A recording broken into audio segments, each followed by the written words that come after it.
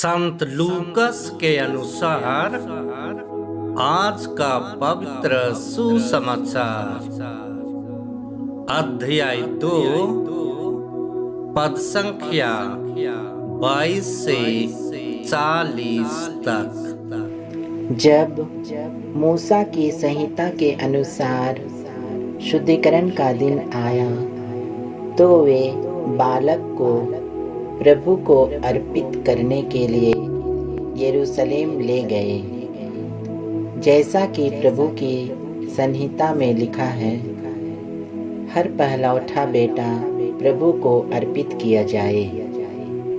और इसलिए भी कि वे प्रभु की संहिता के अनुसार पंडुकों का एक जोड़ा या कपोत के 2 बच्चे बलिदान में चढ़ाए। उस समय यरूशलेम में सिमेयोन नामक एक धर्मी तथा भक्त पुरुष रहता था। वह इस्राएल की सांत्वना की प्रतीक्षा में था और पवित्र आत्मा उस पर छाया रहता था। उसे पवित्र आत्मा से यह सूचना मिली थी कि वह प्रभु के मसीह को देखे बिना नहीं मरेगा। वह पवित्र आत्मा की प्रेरणा से मंदिर आया। माता पिता शिशु ईसा के लिए संहिता की रीतियां पूरी करने जब उसे भीतर लाए तो सिमियोन ने ईसा को अपनी गोद में ले लिया और ईश्वर की स्तुति करते हुए कहा, प्रभु, अब तू अपने वचन के अनुसार अपने दास को शांति के साथ विदा कर, क्योंकि मेरी आँखों ने उस मुक्ति को देखा है जिसे तूने सब राष्ट्रों के लिए प्रस्तुत किया है।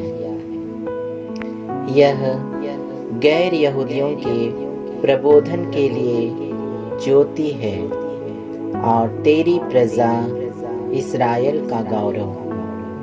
बालक के विषय में ये बातें सुनकर उसके माता पिता अचंभे में पड़ गए। सिमियोन ने उन्हें आशीर्वाद दिया और उसकी माता मरियम से यह कहा, देखिए, इस बालक के कारण इस्राएल में बहुतों का पतन और उत्थान होगा।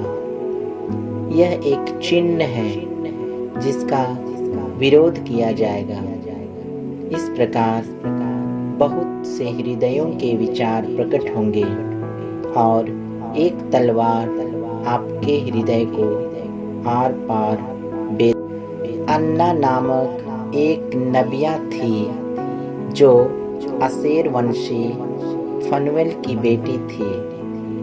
वह बहुत बूढ़ी हो चली थी। वह विवाह के बाद केवल 7 बरस अपने पति के साथ रहकर विधवा हो गई थी और अब 84 बरस की थी। वह मंदिर से बाहर नहीं जाती थी और उपवास तथा प्रार्थना करते हुए दिन रात ईश्वर की उपासना में लगी रहती थी।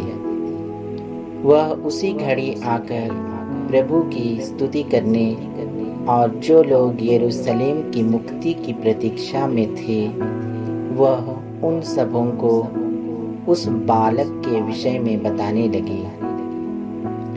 प्रभु की संहिता के अनुसार सब कुछ पूरा कर लेने के बाद वे गलीलिया अपनी नगरी नाजरेत लौट गए। बालक बढ़ता गया, उसमें बल तथा बुद्धि का विकास होता गया और उस पर ईश्वर का अनुग्रह बना रहा। या प्रभु का सुसमाचार है।